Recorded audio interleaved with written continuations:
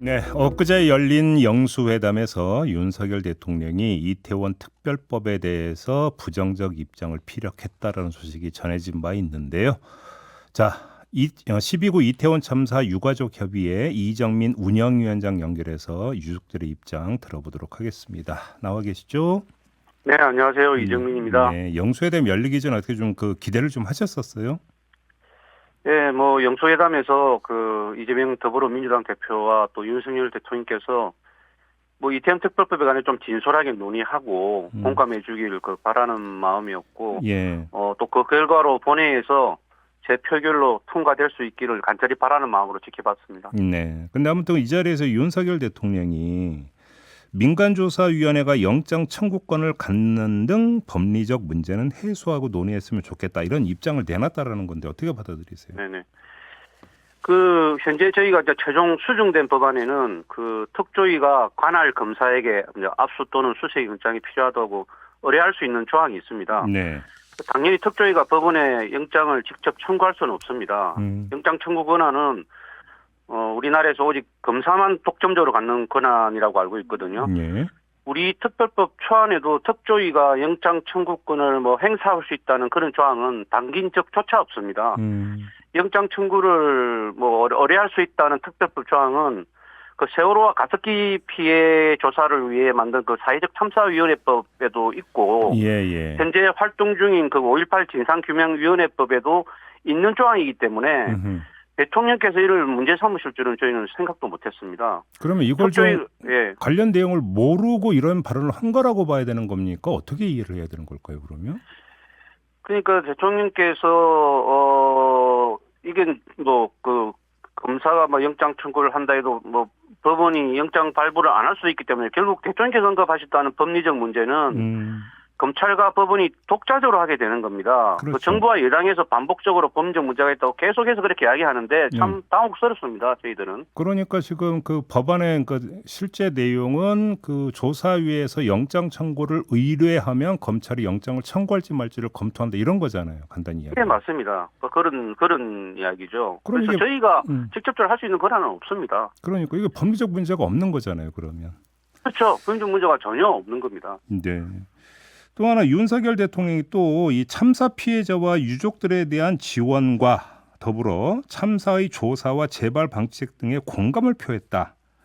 또 이게 대통령실의 설명인데요. 이건 어떻게 받아들이세요? 네, 그동안 정부와 여당이 경찰 특수본 수사로 이제 참사의 원인은 이미 충분히 밝혀졌다는 입장을 계속 이야기했었거든요. 네. 그래서 추가 조사는 필요 없다는 것이었는데 이번에 대통령께서 이제 조사나 재발 방지책 피해자 지원에 대해 이제 공감을 표했다고 그렇게 말을 해서 과거 입장에 대해서는 큰 진전이 있다고 저희들은 생각을 합니다. 네. 바로 우리 이제 유가족들이 가장 원하는 부분이고 특별법의 주요 내용이 바로 이제 진실에 대한 조사인데 예. 그동안 정부와 여당이 조사의 필요성조차 인정하지 않았거든요. 그런데 이제 그 조사에 이제 공감한다고 하시니 그 조사의 방법이나 절차 등에 대한 합의만 있으면 되는 것이 아닌가 생각해서 여야가 특별법을 21대 국회에서 마무리하기 위해서 더 적극적인 대화를 해볼 수도 있지 않을까 그렇게 생각하고 있습니다. 근데 아무튼 21대 국회에서 이제 재표결이 남아 있잖아요. 네네네. 통과가 될 거라고 기대하세요, 위원장님? 저희들은 어쨌든 기대를 가지고 절대 포기하지 않고 어차피 21대에서 통과된 법안이기 때문에 그리고 더 이상의 어떤 큰 조율이 필요가 없다고 저는 생각을 합니다. 그래서 여야가 조금만 적극적인 관심을 가지고 합의를 한다면 충분히 통과시킬 수 있지 않을까 저희는 그렇게 생각하고 있습니다. 국민의힘에서는 무리하지 말고 22대 국회로 넘겨서 처리하자라는 입장이라고 하는데 이건 어떻게 평가를 하세요? 22대 국회로 넘어갈 경우에 진실에 대한 규명이 더 늦어지게 되는 것이 제일 걱정입니다. 네. 참사의 진상조사는 신속하게 이루어져야 되거든요. 그래서 많은 증거와 정언을 확보해야 되는데 벌써 1년 6개월이 지났습니다. 이 조사가 계속 늦춰지는 것이 우리가 가장 걱정하는 부분이고 22대 국회로 넘어가면 법률안 발의부터 상임위, 법사위, 본회의 표결 등의 절차를 처음부터 다시 시작해야 되거든요. 그렇죠. 1년쯤 뒤에 국회 본회의를 통과한다고 해도 대통령께서 다시 거부권을 행사하면 또 모든 것이 물거품이 되어버리고 말기 때문에 네. 정부가 피해자 지원이나 회복을 위해서 뭐 노력하겠다고 이야기는 하지만 특별법이 제정되어서 이 특조위가 설립되는 것이 우리 유가족들에는 가장 큰 치유거든요. 네. 우리 유가족들이 이 법이 공포되어서 그것을 이 가족들의 영정 앞에 올리려만을 바라보고 살고 있는데 22대 국회에서도 뭐 여야가 협상만 하다가 시간은 길어지고 또 결국 또 거부권이 다시 행사되면 네. 우리가 정말 어떻게 살아야 될지 모를 정도로 답답할 것이라 생각이 듭니다. 자, 그러면 정리를 하면 어떻게든지 간에 이제 재표결은 21대 국회 임기 안에 있을 가능성이 있는데 자, 그러면 네. 그냥 그 특별법안 그대로 지금 이제 그 처리가 돼야 된다 이런 입장인 거죠? 그렇습니다. 이미 국회를 통과했던 법안이고 네. 또 대통령이 지적하는 위헌적인 문제, 법리적인 문제 이런 이야기들이 사실 내용을 들여다보면 그러한 문제가 없거든요.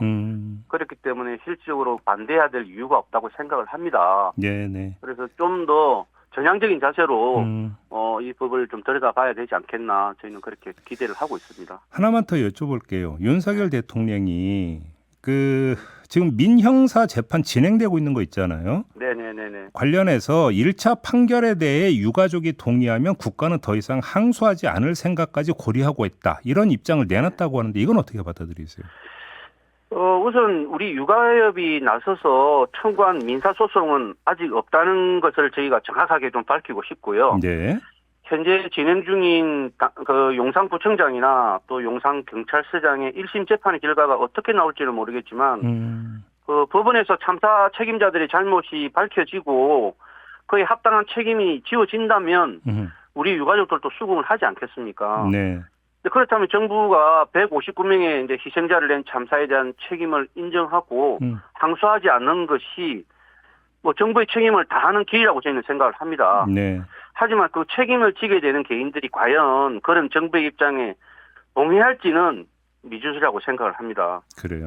실제로 1심에서 유죄 판결로 뭐 실형을 받은 그렇죠. 전 서울경찰청 정보부장도 항소를 했지 않습니까? 예. 그래서 이 문제는 현재 진행 중인 재판 결과들이 모두 나온 뒤에야 언급할 이야기가 아닌가 그렇게 생각이 됩니다. 사실 그렇죠. 그 얘기는 이제 국가가 피고일 때만 성립되는 원고나 피고일 때만 성립되는 이야기인 거죠. 윤석열 대통령 이야기는. 그죠? 맞습니다. 예, 알겠습니다. 자, 오늘 말씀 여기까지 들어야 될 것 같네요. 고맙습니다, 위원장님. 네, 감사합니다. 네, 12구 이태원 참사 유가족 협의회 이정민 운영위원장과 함께했습니다.